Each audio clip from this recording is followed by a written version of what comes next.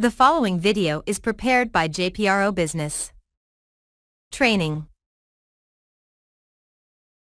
Profit, loss, and other comprehensive income. This article outlines what differentiates profit or loss from other comprehensive income and where items should be presented. It includes consideration of the conceptual framework for financial reporting, income and expenses included in OCI and reclassification, arguments for and against reclassification, accounting mismatches, users' views, the conceptual framework for financial reporting, the International Accounting Standards Board's ISB registered trademark symbol, conceptual framework for financial reporting. Conceptual framework includes guidelines on how to present financial performance, including the role of other comprehensive income, OCI, and whether income and expenses included in OCI in one period should be reclassified into the statement of profit or loss in a future period.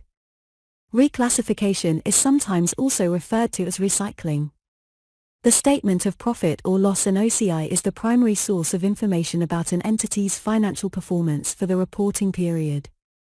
Many users of financial statements incorporate profit for the year, net profit, in their analysis either as a starting point for that analysis or as the main indicator of the entity's financial performance for the period.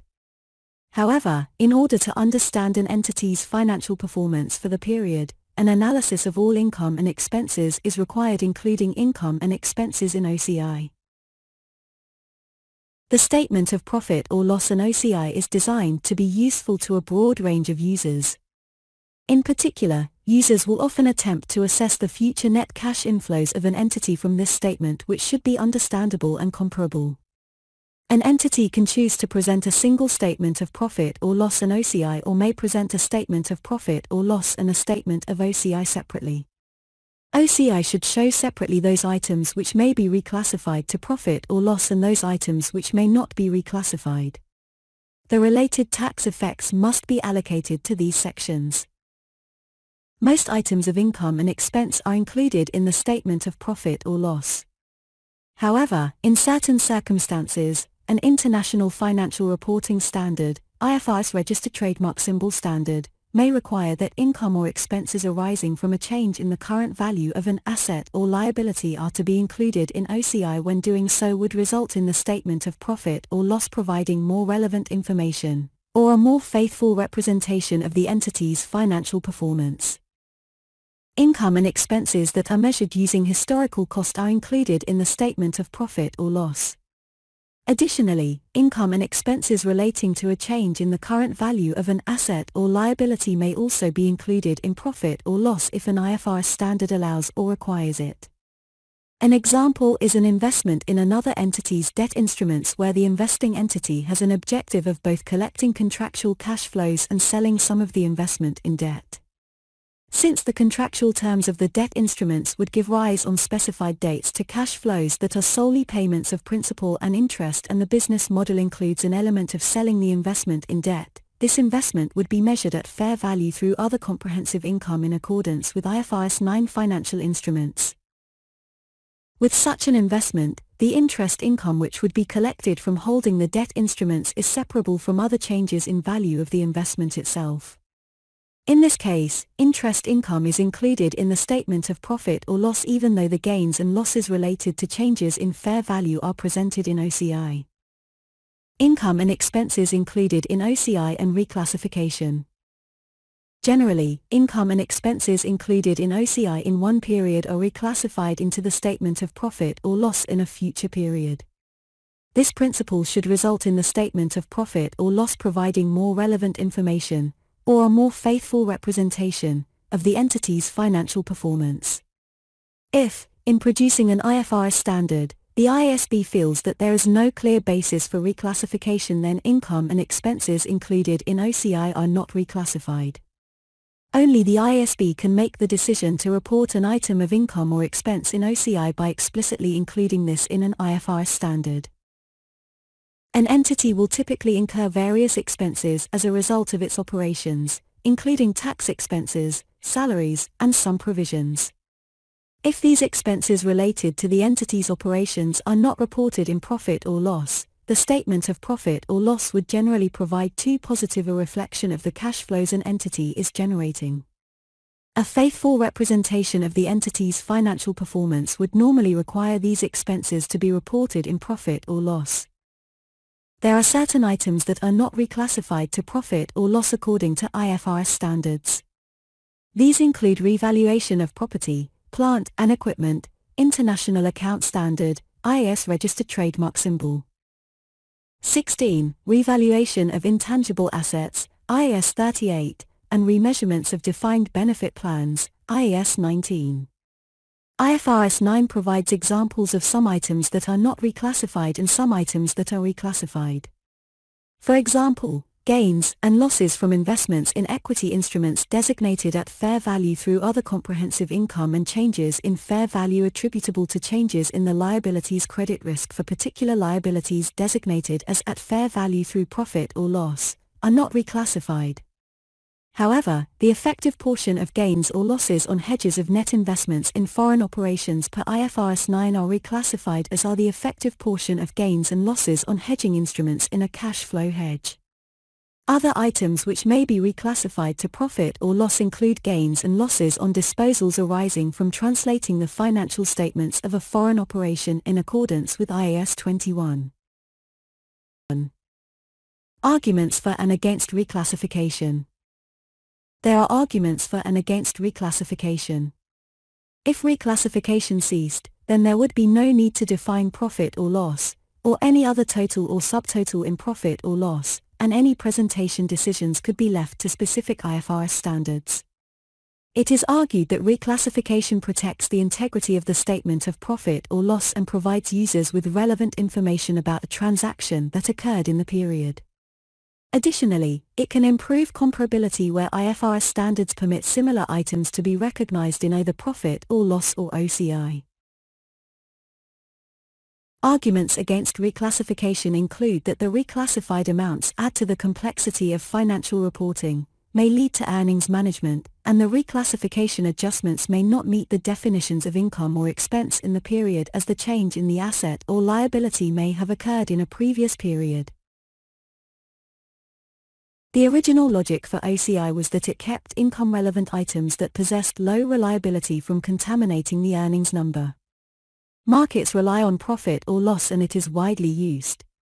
The OCI figure is crucial because it can distort common valuation techniques used by investors, such as the price-earnings ratio. Thus, profit or loss needs to contain all information relevant to investors. Misuse of OCI would undermine the credibility of net income. Accounting mismatches. An accounting mismatch occurs when assets and liabilities that are economically related are treated inconsistently for financial reporting purposes. For example, this could occur when an investment in another entity's debt instruments is held in a business model whose objective is achieved by both collecting contractual cash flows and selling some of the debt instruments, with changes in fair value recognized directly in OCI, while a related liability is measured at amortized cost with changes in fair value not recognized. In such circumstances, an entity may conclude that its financial statements would provide more relevant information if both the asset and the liability were measured at fair value through profit or loss. A mismatched remeasurement arises where an item of income or expense represents an economic phenomenon so incompletely that presenting that item in profit or loss would provide information that has little relevance in assessing the entity's financial performance. An example of this is when a derivative is used to hedge a forecast transaction as part of a cash flow hedge. Changes in the fair value of the derivative may arise before the income or expense resulting from the forecast transaction are recognized. Before the results of the derivative and the hedged item can be matched together, any gains or losses resulting from the remeasurement of the derivative, to the extent that the hedge is effective and qualifies for hedge accounting as a cash flow hedge, should be reported in OCI. Subsequently, those gains or losses are reclassified into profit or loss when the forecast transaction affects profit or loss. This allows users to see the results of the hedging relationship. Users' views.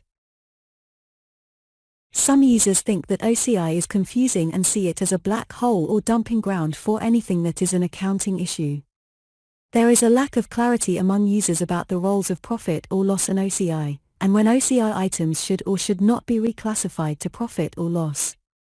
A common misunderstanding is that the distinction is based upon realized versus unrealized gains.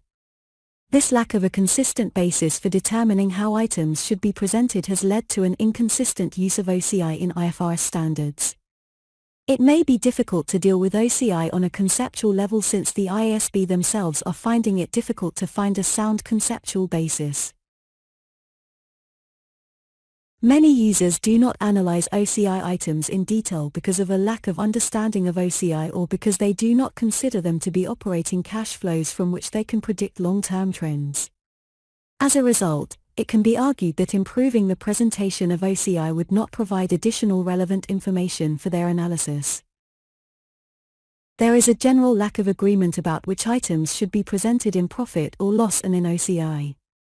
This is especially true of the principles behind reclassification, which includes the logic of when and which OCI items should be reclassified.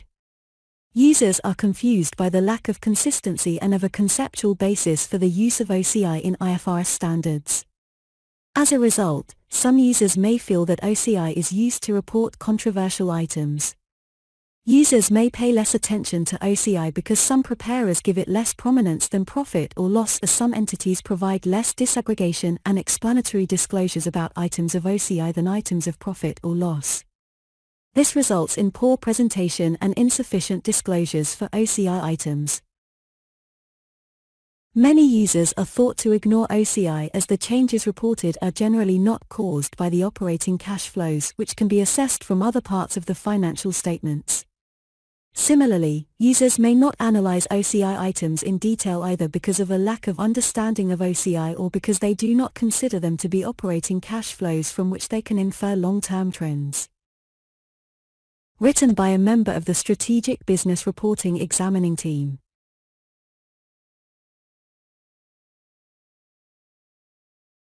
This article is referenced from ACCA Technical Articles.